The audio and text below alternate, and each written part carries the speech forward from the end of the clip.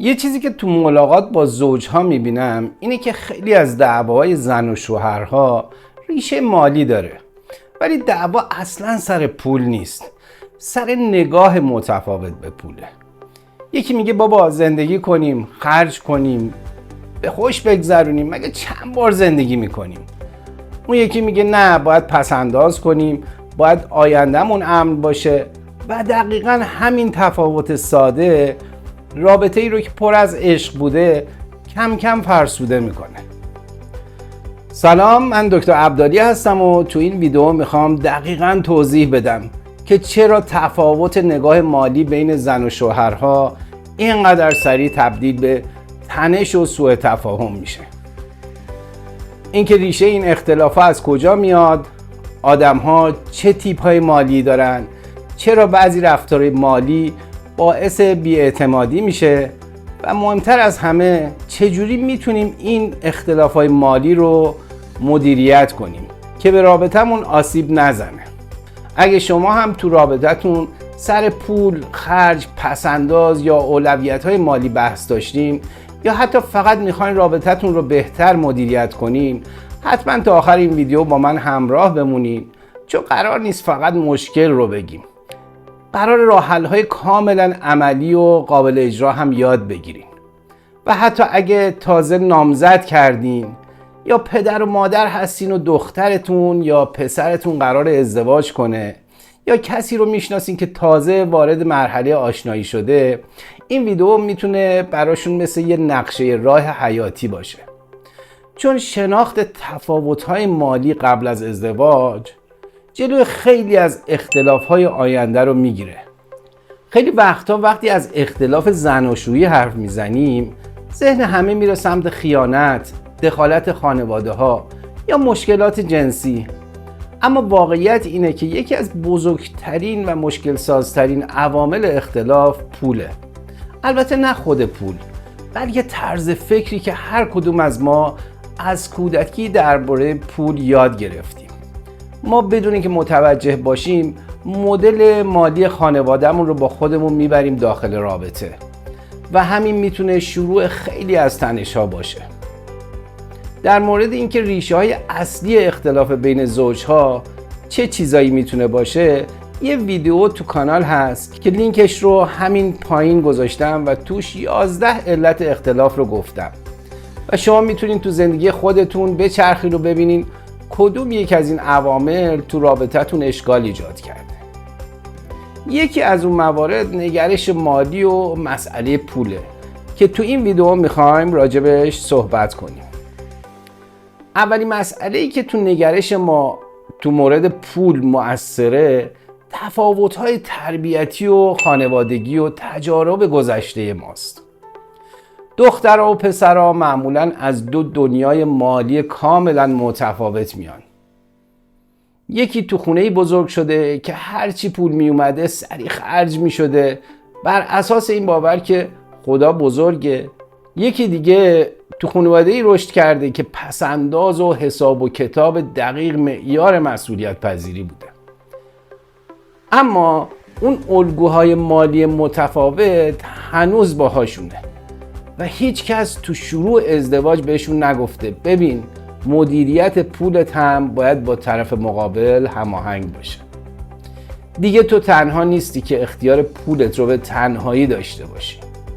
یا اینکه شما تو رابطه اولتون تجربه تلخی از شفافیت مالی داشتین و پارتنرتون، این پارتنر جدیدتون، تو رابطه قبلیش همه چی رو بوده. این تجربه زیسته‌ای که شماها داشتین میتونه یه عامل اختلاف اساسی بینتون باشه. یه موردی که پول سایه خودش رو روی رابطه میندازه تفاوت تیپ‌های مالیه. به طور کلی هر کدوم از ما یه تیپ مالی غالب داریم. بعضیامون ولخرجیم، عاشق تجربه، سفر، خرید و کیفیت زندگی. نگاهمون بیشتر به ارز زندگیه. بعضیامون صرفه‌جو هستیم، از امنیت مالی و آینده نگری لذت میبریم و بیشتر طول زندگی و افقهای آینده رو نگاه میکنیم. یه گروهی ریسک‌پذیریم و پول رو یه ابزار رشد میبینیم. گروهی هم به شدت ریسک گریزیم و امنیت بیشتری میخوایم. حالا تصور کنین یه ولخرج با یه آدم ریسک‌گریز و محتاط ازدواج کنه. ماهای اول شاید اصلا مشکلی پیش نیاد، اما کم کم با چند تا خرید، چند تا قبض، چند تا تصمیم مالی اختلاف ها شروع میشه. نه به خاطر اینکه یکیشون آدم بدیه، بلکه چون اون دوتا مدل ذهنی اساساً با هم فرق داره. مسئله دوم، مسئله ارتباط پول با ارزش‌های ماست. تفاوت نگرش مالی فقط تیپ شخصیتی نیست، پای ارزش‌ها و اولویت‌ها هم وسطه.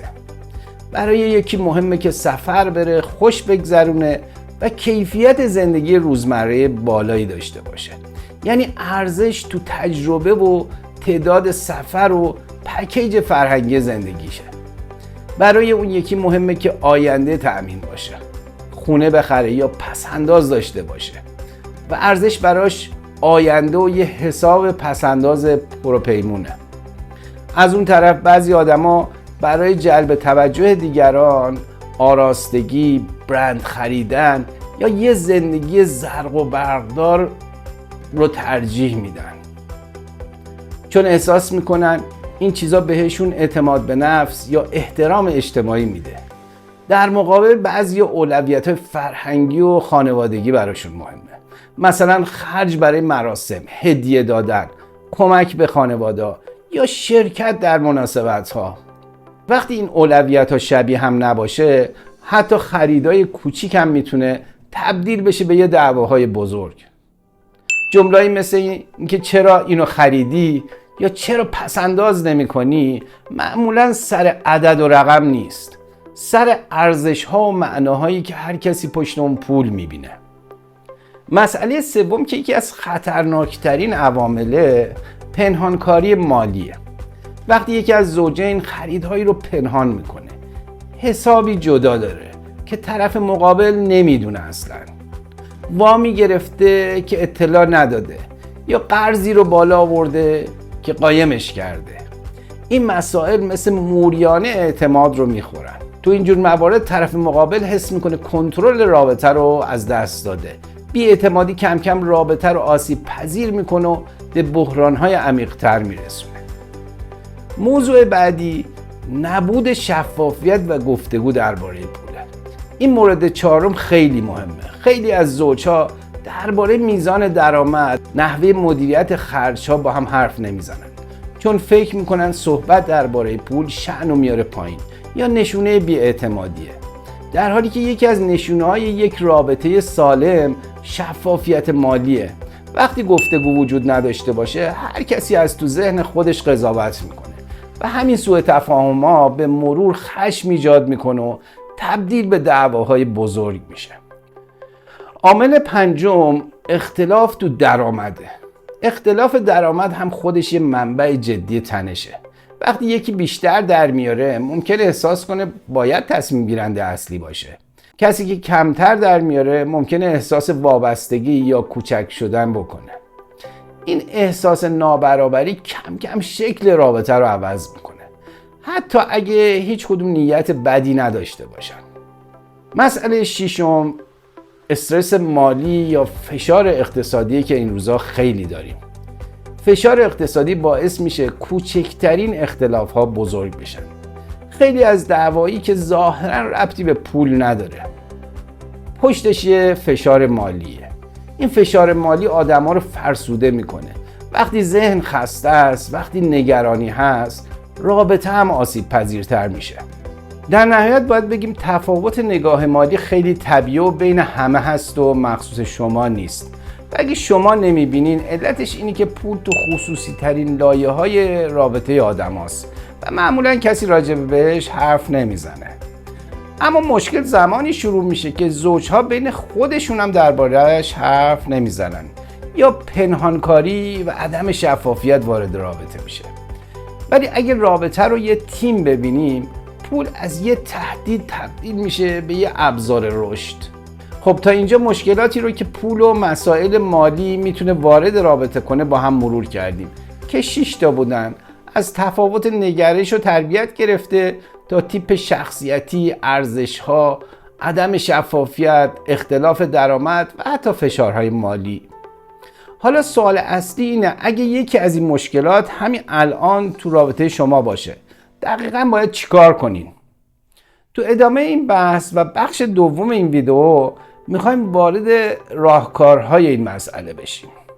اگه این مطالب برای شما مفید بود، این ویدیو رو با زوجهایی که احساس میکنید درگیر مشکلات مالی هستن یا زوجهای جوانی که تازه زندگی مشترک رو شروع کردن به اشتراک بذارین، برای اینکه بتونید ویدیوهای تخصصی در مورد مشکلات رابطه رو ببینید.